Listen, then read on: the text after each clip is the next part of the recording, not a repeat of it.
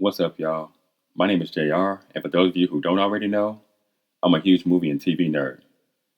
If you're new here, I appreciate you taking the time to check out my channel.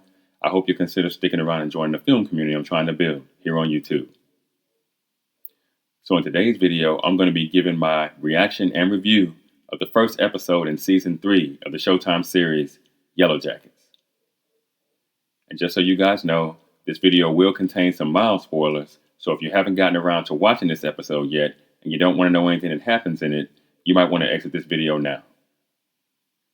And with that being said, no more wasting time. Let's get into it.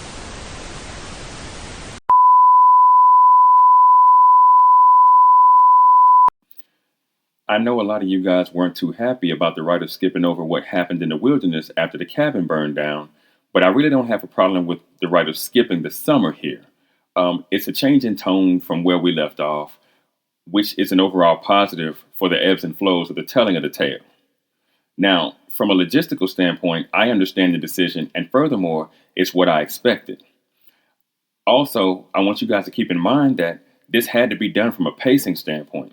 Remember, the girls and guys were out there for 19 months in the wilderness.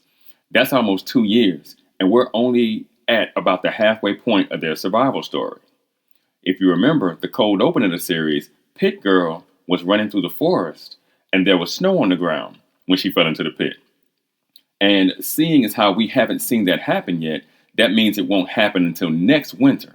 So, as you can see, we've got a long way to go before this part of the story is done. And that's why I was fine with the writing choice overall. Now, I like the decision to put Van and Taissa back together, especially in the aftermath of Taissa separating from Simone. I think Van and Taissa being together is much more impactful for the story, dramatically speaking, especially when you consider that Van is terminally ill. I like the fact that we're finally headed towards some answers as it pertains to the supernatural element in the story. The writers have been doing this thing where they've been hedging. Like there may be something happening in the woods, or there may not be. Remember, Lottie was hearing and seeing shit in Season 1. But then we saw that she has mental issues, and she's had those issues since she was a kid and had to be on medication. And when they got stuck in the wilderness, her medication would have eventually run out. So it could be that she was hearing and seeing things, but that they were all in her head. Then something lit Laura Lee's teddy bear on fire in the plane as she tried to fly it off to get help. And to me, that felt really spooky as well. Then we get the sense through some, POV camera work that there's something else going on in the woods. The water was red when Van and Taissa tried to walk to go get help. Van's life was mysteriously saved when she was attacked by wolves and thought to be dead. Jackie's body was also saved by snow falling on it so that the group wouldn't starve. And now you have Travis getting high and hearing voices. So I don't know. I'm ready for the writers to go ahead and get to it. And I think that maybe they do here because we see, or better yet, Taissa sees, Slender Man in the alley after they dine and ditch at the expensive restaurant. And it feels like he might at least be a representative of some kind of the entity, right? In Season 1, remember, Natalie says, I saw it. I felt it. We brought it back. We brought it back with us. And she says this to Travis after she overdoses and is revived by paramedics. Now, adult Lottie also says in Season 2, I thought we left it there when we were rescued, but now I realize we brought it back with us. Now, she says this in reference to the darkness and the violence that the group experienced in the wilderness.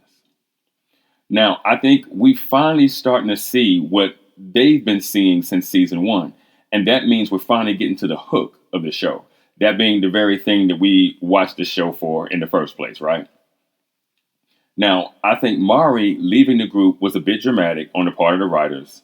And her getting trapped in the pit, while potentially poetic, could end up being a complete waste of space on the page depending how we all move forward, right? Oh, and speaking of Pit Girl, and the pit, this is the pit. This is 100% the pit we saw in the cold open. And so just be mindful of that as well, right? Now, I'm undecided about Travis being able to hear the wilderness all of a sudden. I'll have to get back to you guys as the season continues to move forward to let you know exactly how I feel about all that as more details in the story emerge. Despite that fact, I almost never like the fact that people, who go out here and murder people left and right don't end up getting called to the carpet for their deeds, mostly because I think it borders a bit on the side of ridiculous, right? I think I'm actually good, though, in this case with none of the women going to jail last season for all the mayhem that was caused. And I'm cautiously looking forward to see how the present timeline works out, at least for the remainder of the season. You guys can check back with me at, say, the halfway point, because, Showtime writers do have a tendency to really piss me off.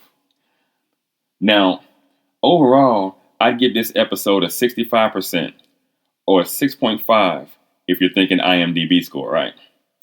Now, this show is finally starting to get to the good part in the past timeline, and they're also starting to use more of the past timeline in the episode. So we're getting a more evenly balanced episode as opposed to it being an episode that's, rooted primarily in the present and then giving us little small doses of flashback. So I think that's good.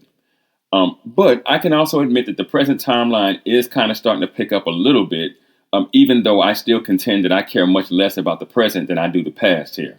And I think it's just a shame that the writers decided to take the scenic route to the answers to the question that we, the audience, really care about, which, in my opinion, has resulted in a lot of filler. And again, I've heard that this show has 5 seasons, and I think that's maybe one season too many.